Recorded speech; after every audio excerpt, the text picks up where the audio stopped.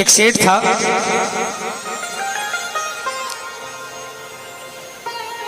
उसको भी जुनून था पैसा कमाने का। नीचे गद्दी थी, ऊपर घर था। सुबह सुबह जल्दी उठता, घर के सब लोग सोए रहते, नीचे आकर अपने व्यापार में लग जाता।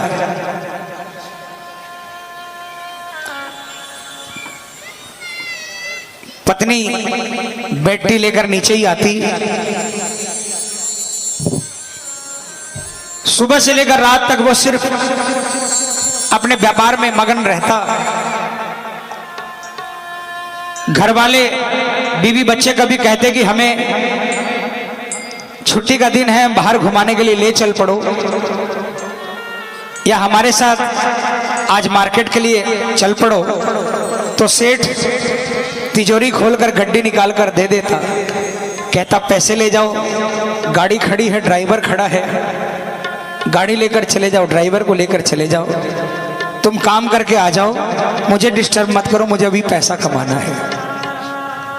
उसके लिए पैसा से बड़ा दुनिया में कुछ था ही नहीं। यार दोस्त आते, वो भी बहुत मिन्नत करते कि यार कभी तो बाहर निकला करो, लेकिन सब हार गए। एक बार घर वालों ने और सेठ के यार दोस्तों ने मिलकर मन में एक विचार किया। 2-3 दिनों की छुट्टी लगातार पड़ रही थी और घर वालों ने अल्टीमेटम दे दिया सेठ जी को कि इन छुट्टियों के अंदर में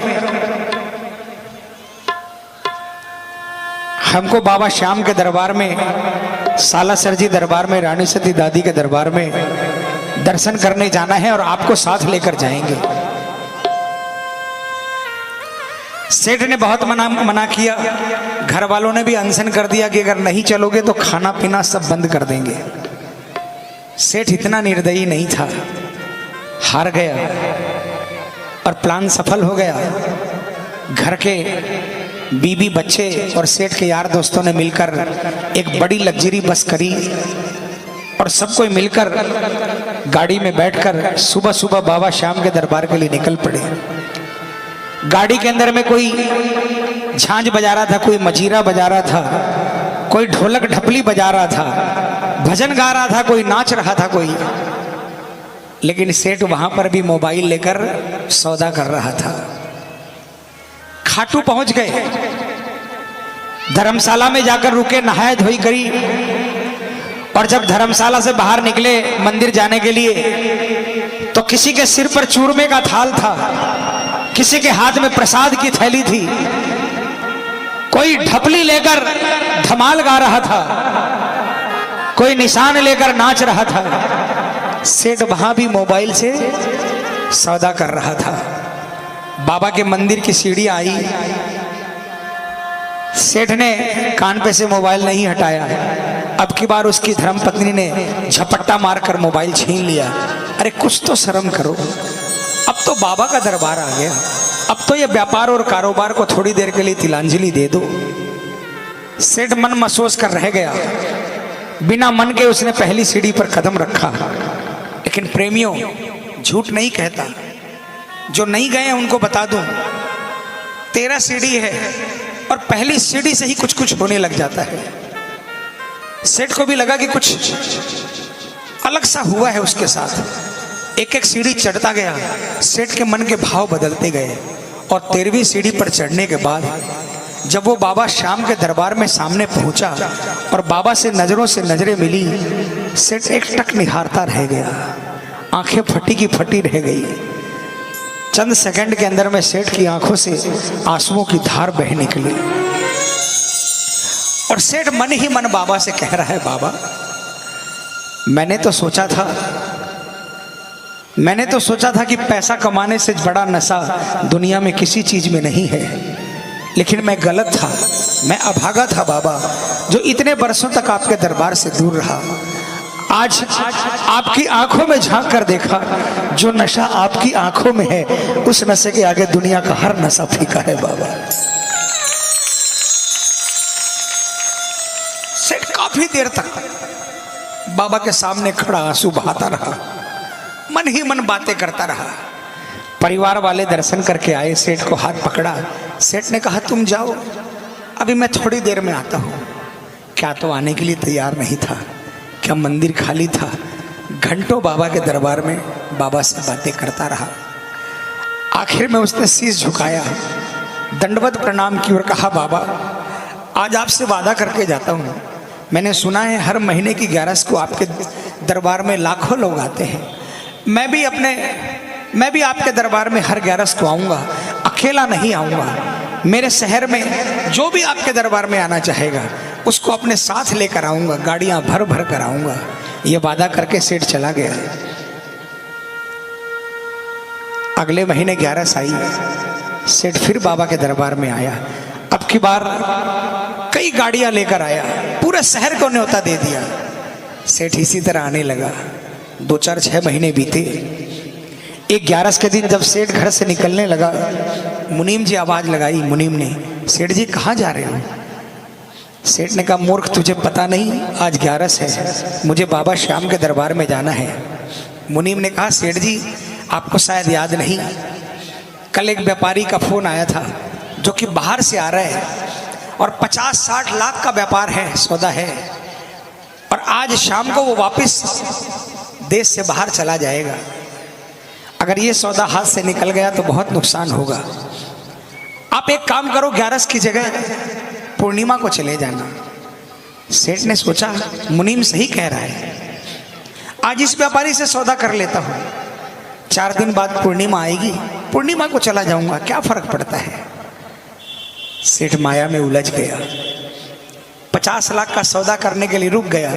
उस मूर्ख को यह नहीं मालूम था जो व्यापारी आ रहा है उससे 50 लाख का सौदा होगा, लेकिन ये जो व्यापारी है इससे जन्म जन्म का सौदा होने वाला था। सेठ नहीं गया। पूर्णिमा आई, फिर कोई व्यापारी आया। सेठ ने सोचा अगली 11 को चला जाऊंगा। अगली 11 आई, फिर कोई व्यापारी आया। सेठ फिर सोचा कि मावस को चला जाऊंगा। सेठ फिर माया जाल में उलझ गया और सेठ का बाबा के दरबार से रिश्ता फिर से टूट गया। 2 4 महीने निकल गए, सेठ खाटू नहीं जा पाया। एक रात को सेठ सोया, अचानक रात को 2 2:30 बजे उसे लगा कि उसे कोई आवाज आ रही है। वाह रे सेठ, तू तो बहुत बड़ा व्यापारी निकला। मैंने तो सोचा था कि मेरे दरबार में कोई मेरा भगत आया है जो पश्चाताप करने के लिए आया है, लेकिन मुझे नहीं मालूम था कि वो कोई भगत नहीं बल्कि सौदागर था, सौदा करने के लिए आया है। तुझे पैसे कमाने का बहुत शौक है ना, जा आज के बाद खूब पैसा कमाना, लेकिन मेरे दरबार में दोबारा नहीं आना। सेठ की आंखें खुली, बहुत पछताया। उसने सोचा कि अभी के अभी खाटू जाऊंगा, लेकिन बाबा को मंजूर नहीं था। बिस्तर से उतरने के लिए जैसे ही पांव नीचे किए, सेठ अपने पांव पर नहीं खड़ा हो पाया। पैरालिसिस अटैक हो गया, दोनों पांव रह गए। बहुत पछताया। एक दिन सेठ व्हील चेयर पर बैठा अपने मकान के बाहर आंसू बहा रहा था। एक डाकिया बगल से निकला।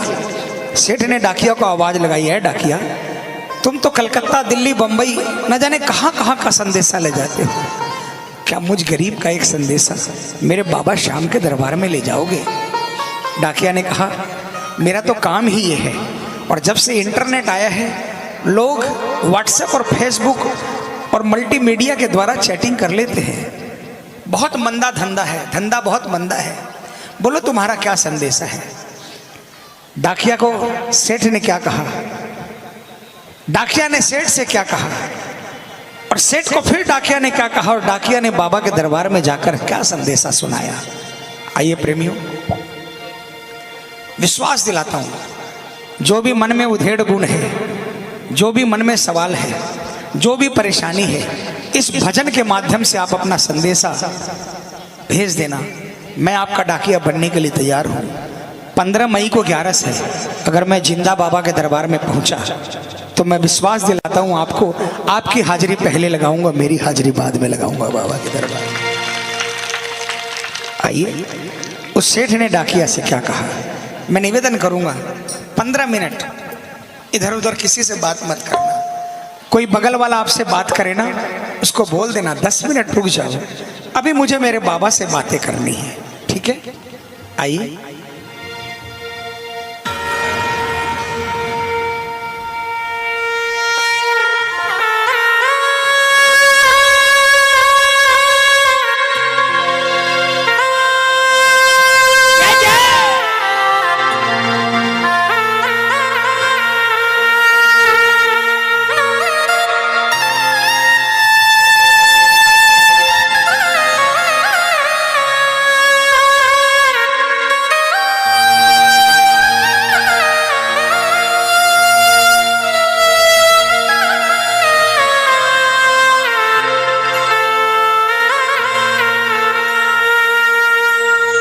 डाकिया जा रे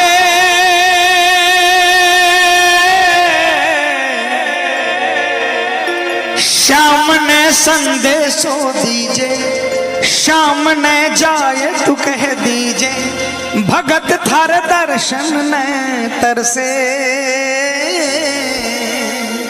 समझ में आया? थोड़ा मारवाड़ी है, समझ में आ जाएगा, मैं समझा दूंगा। उठाओ ना हाथों को, कौन कौन संदेशा भेजना चाहता है? मिलकर तालियां बजाकर बोलेंगे क्या? डाकिया जा रे सामने संदेशो दीजे, सामने जाए तू कह दीजे, भगत थार दर्शन में तरसे। डाकिया जा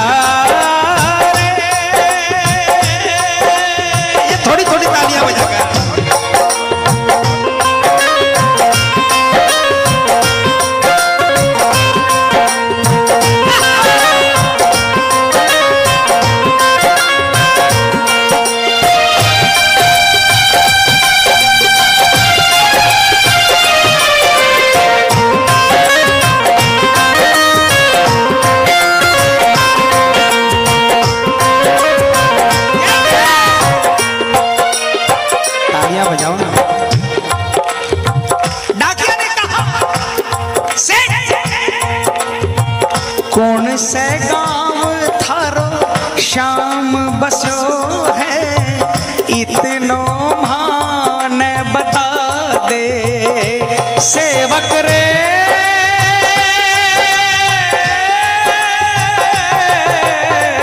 कौन से गांव थारो शाम बसो है, इतनो मान बता दे।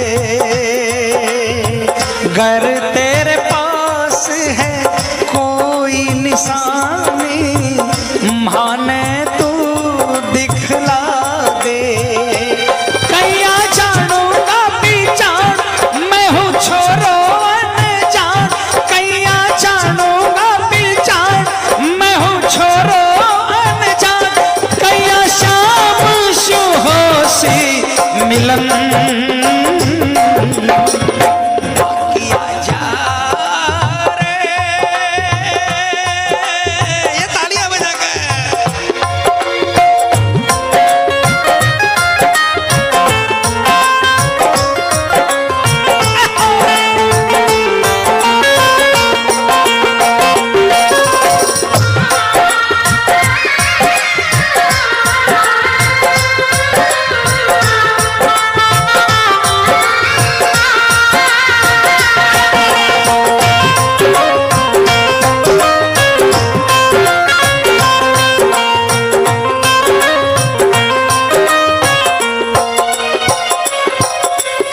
किसको किसको ठिकाना पता है खाटू का?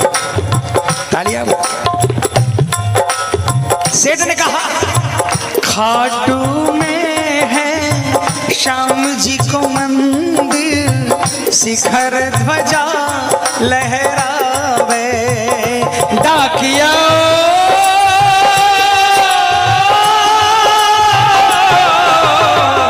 खाटू में है श्याम जी को मंदिर, शिखर ध्वजा लहरावे। डोडी पर हनुमान विराजे, सेवक चवर ढुलावे। हो के नौबत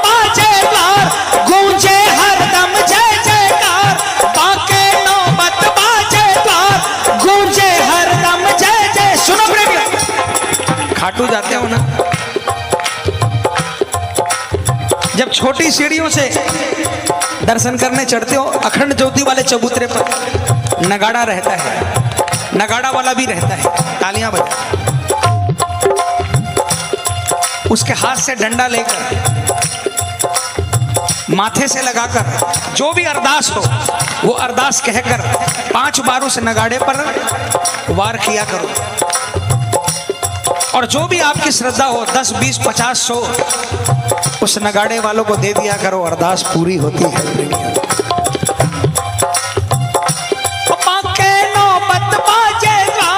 गूंजे हरदम जय जयकार, बांके नौबत बाजेदार, गूंजे हरदम जय जयकार, सज धज बैठे है श्याम सजन, डाकिया जा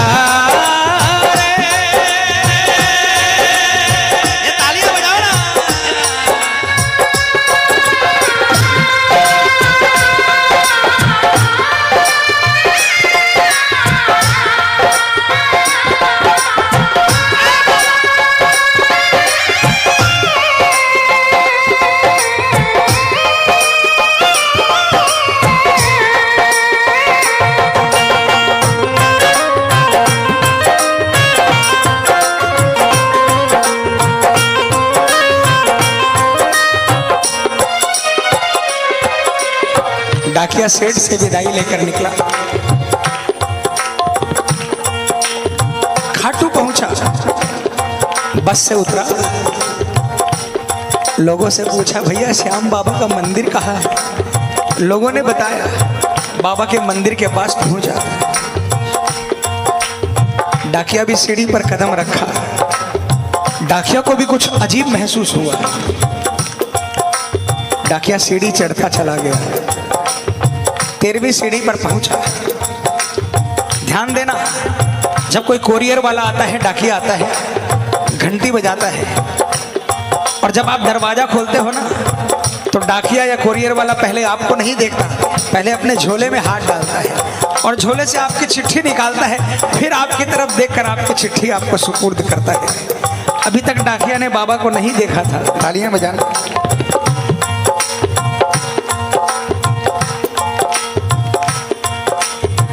पहुँच गयो दरबार श्याम के, बोलन लाग्यो संदेशो, बाबा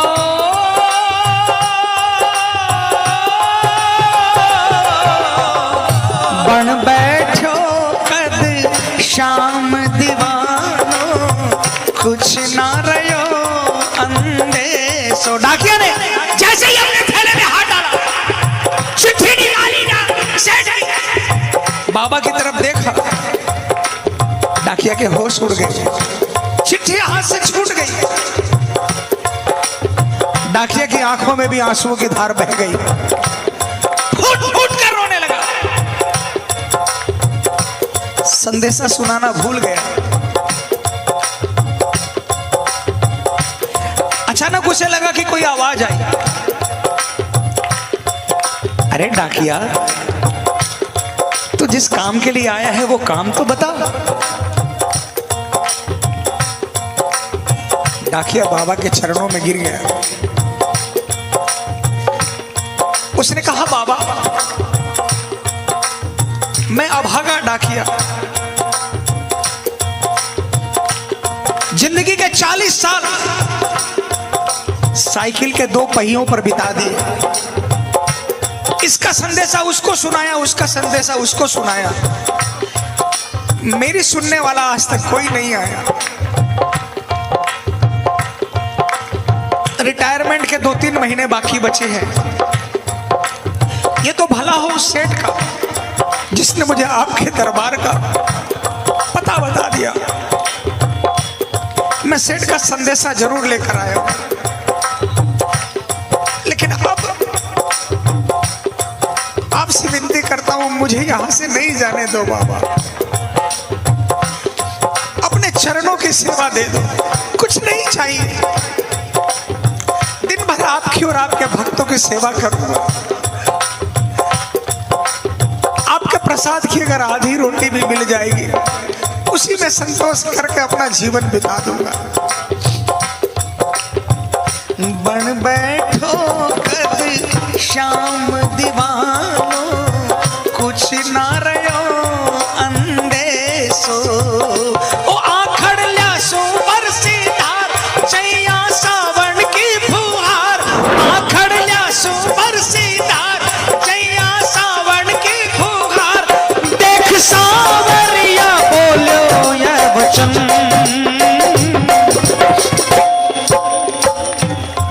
अब की बार बाबा ने कहा, पगले तुझे वापिस भेजने के लिए थोड़ी बुलाया है मैंने, तुझे अपने पास रखूंगा, लेकिन मेरा एक छोटा सा काम कर देगा। जब भवसागर पार करने वाले ने केवट से कहा कि मुझे गंगा पार करा दे, वो चरणों में गिर गया। डाकिया फिर चरणों में गिर गया। दुनिया का काम बनाने वाले आज मुझ गरीब को कह रहे हैं कि मेरा एक काम कर देगा। बाबा ने कहा, डाकिया, ए भैया, हेलो, ए भाई साहब,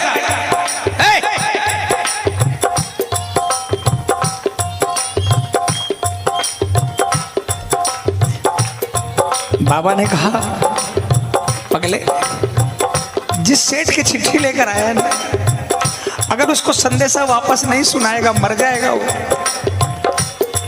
बस मेरा संदेशा उसको देकर आ जा, उसके बाद तुझे कहीं नहीं जाने दूंगा। और बाबा ने क्या कहा, डाकिया जा रे,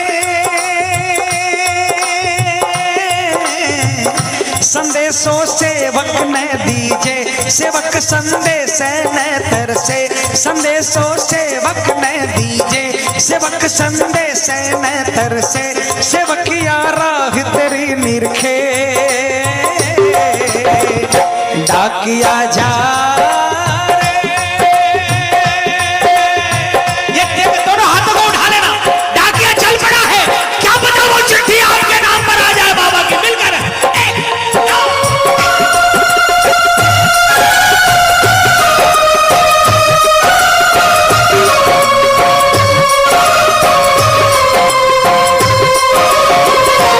चिट्ठी आई है, चिट्ठी आई है, बोलो बोलो बोलो। चिट्ठी आई है, चिट्ठी आई है, ओ चिट्ठी आई है खाटू से, चिट्ठी आई है, बोलो। चिट्ठी आई है खाटू से, चिट्ठी आई है। बड़े दिनों के बाद मेरे श्याम धनी को और बड़े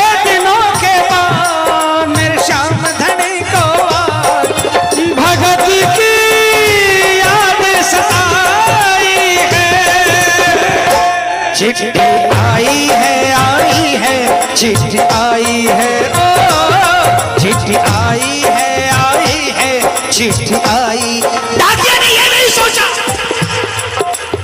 कि रात के 2 बजे 2:30 बजे सेठ के घर पे पहुंचूंगा। उसको तो जल्दी लगी थी कि बाबा का संदेशा सेठ को देकर वापस श्याम के चरणों में आकर नौकरी में लग जाने की। रात को 2 बजे वो सेठ के मकान के बाहर पहुंचा। उस दिन सेठ के घर में कोई नहीं था, सेठ अकेला सो रहा था। डाकिया ने कॉल बेल दबाई।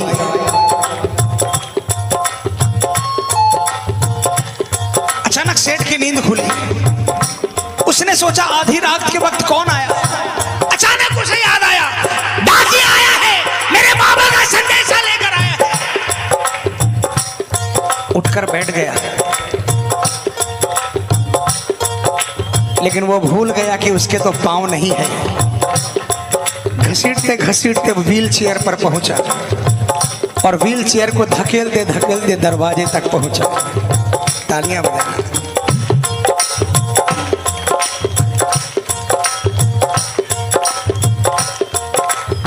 इस खुशी में कि डाकिया चिट्ठी लेकर आया है, सेठ की ताकत खत्म हो गई। उसने दरवाजे का हैंडल नीचे करने की कोशिश की, खुशी में सारी ताकत खत्म हो गई। हैंडल नहीं हिल रहा था।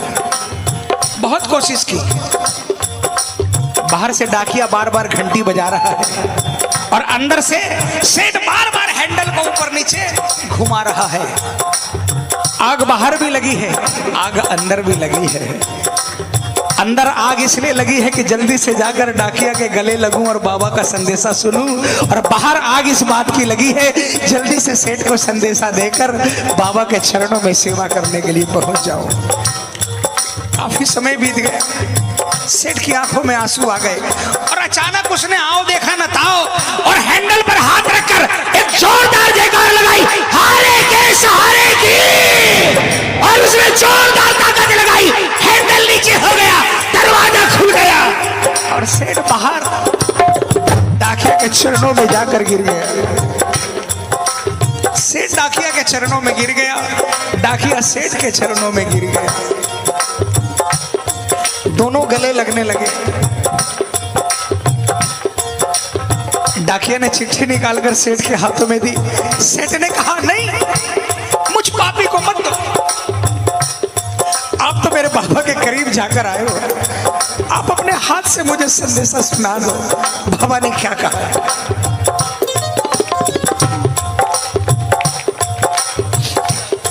डाकिया ने संदेशा सुनाया। बाबा ने क्या कहा है सुनना, आप भी सुनना, ये संदेशा आपके लिए भी है।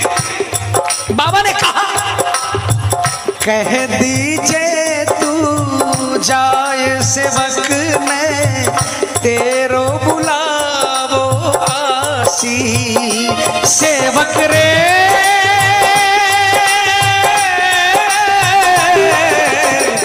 कह दीजिए तू जाए सेवक ने तेरो बुलावो आसी,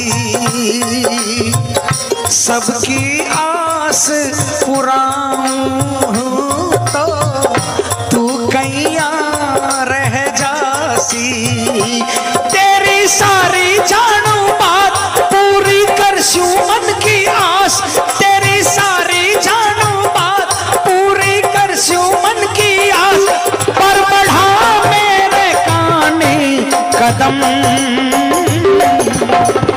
डाकिया रे। सेठ बाबा ने कहा, कह देना सेठ को जाकर, तेरी सारी बात जानता हूं और तेरी हर आस पूरी करूंगा, लेकिन पहला कदम तुझे बढ़ाना पड़ेगा। तू मेरी तरफ एक कदम बढ़ा, उसके बाद तुझे कुछ करने की दरकार नहीं, फिर मैं तुझे अपनी गोदी में लेकर चलूंगा। किसको किसको विश्वास है? पूरे हाथ उठाना, पूरे पूरे, और जोरदार तालियां बजाकर बस।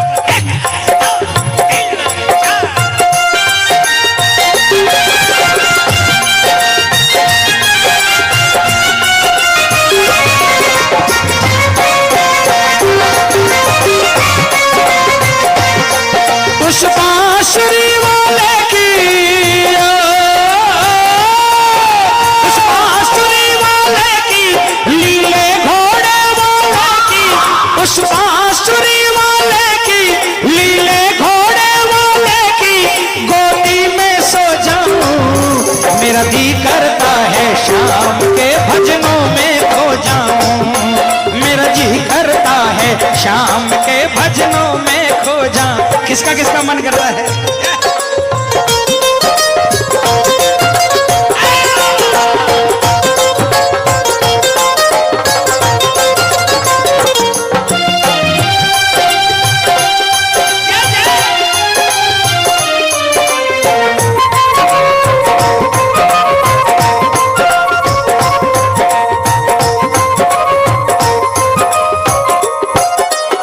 और जो ही बाबा का संदेशा सुना, सेठ नाचने लगा। तालियां बजाओ। सुन संदेशो सांवरिये को, मनडो घणो हरसायो, बोलो बोलो। सुन संदेशो सांवरिये को, मनडो घणो हरसायो, बंध गया पाँव में घूघरिया सा, मन को मोर यो गायो, हमारो श्याम बड़ो दिलदार, हो जाओ लेवन में तैयार, हमारो श्याम बड़ो दिलदार, हो जाओ लेवन में तैयार, किशन